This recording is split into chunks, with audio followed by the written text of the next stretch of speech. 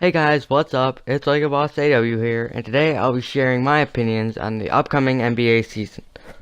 First off, the game I am playing right now is my prediction for the NBA Finals, which is the Golden State Warriors and the Boston Celtics, with the Golden State Warriors winning in 5 games, and Stephen Curry being the Finals MVP for his first time.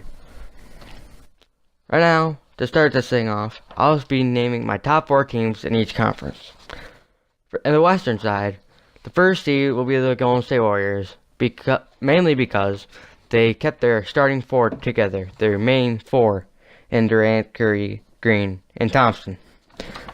The second seed, I think, will be the Houston Rockets because of their trade pickup in Chris Paul, which will be huge to go along with James Harden, even though it might be odd at first. The third seed will be the Spurs.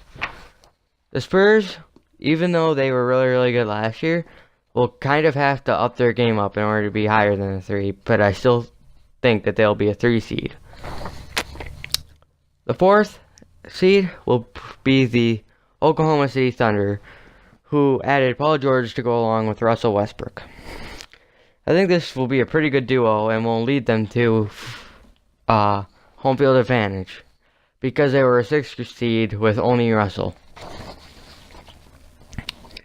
In the eastern side of things, I think the Celtics, who I am playing against, will be the 1 seed because of their pickups of Kyrie and Gordon Hayward. Mainly Gordon Hayward, because in order to get Kyrie, they had to get rid of Isaiah.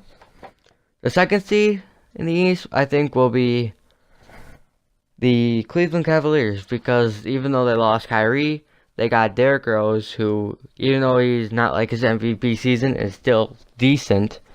And they got Isaiah, who is close to Kyrie. The 3rd seed, I think, will be the Toronto Raptors for about 2 years in a row. The Raptors still managed to keep their big 3 of Ibaka, Lowry, and DeRozan together, which was a pretty good combo last year. The 4th seed, I think, will be the Milwaukee Bucks, who get the first round home field advantage for the first time in a while. I think that they've really improved, and they've been going up since they've drafted Jabari, Giannis, guys like that. First off, I want to talk about some of the rookies I think will be a huge impact in the upcoming season. First of all, I think Lonzo Ball will win Rookie of the Year and maybe lead his Lakers to the playoffs. Josh Jackson and Jason Tatum are huge for their teams.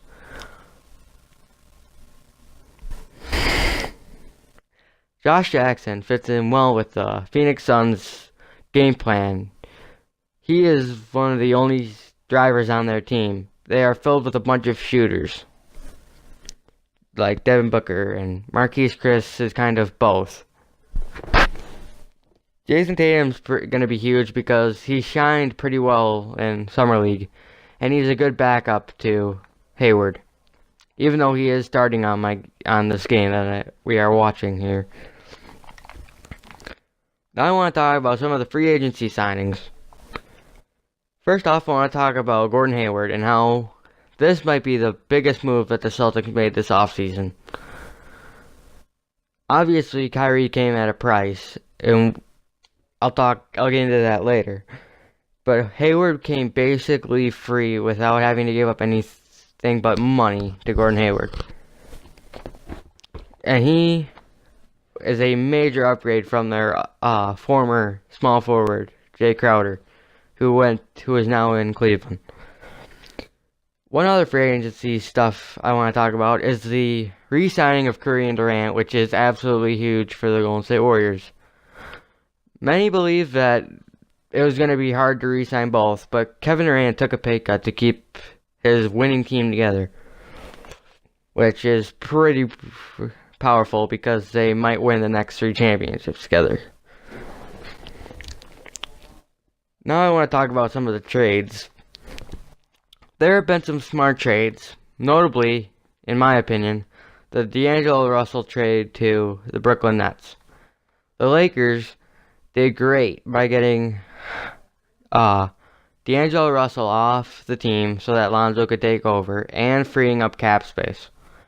While the Nets got themselves a future all-star in D'Angelo Russell who can lead their team after the Nets haven't been as good.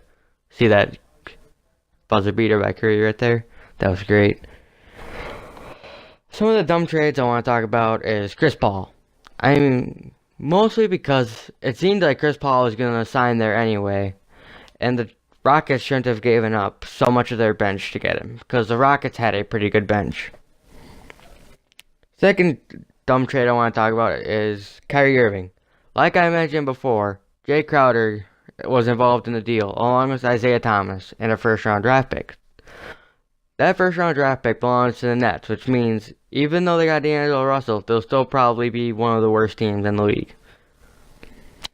So giving up that trade means that they aren't going to get any good rookies in the first round of the draft, which does mean they'll get a good which means they won't get a bad second-round pick though.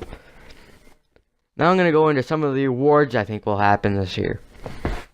I think MVP will probably go to Giannis Antetokounmpo, which is on my hometown Bucks team, or Kawhi Leonard, because while Russell Westbrook and James Harden have each added another superstar, Kawhi is just going to be kind of by himself again like he was last year, and he was in the MVP last year too.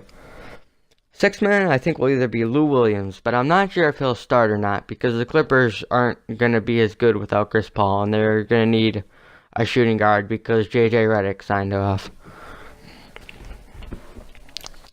Rookie of the Year will be Lonzo Ball. I mentioned that in my rookie segment. Most improved player I think, will be D'Angelo Russell, because D'Angelo is going to be by his own with a kind of crappy Brooklyn Nets team. Coach of the Year, I think, will be Steve Kerr, because his team stays together, and even though he wasn't a final candidate last year, I think that as another year goes by, I think they're going to be a lot better. And some of the other candidates I think of that will be Greg Popovich. He's always in there because he's just a great coach in general, and probably someone like Mike D'Antoni, who won it this year. Well, that's all. I just wanted to give my opinions, and right now you're going to be able to get to watch me watch the rest of the game. So, I didn't finish the entire game, but right after my game froze, so yeah. Hope you like my content, like my opinions. You don't have to agree, obviously. I just like to share them out there, and thanks for watching, and subscribe, and like the video. Like the video, and goodbye.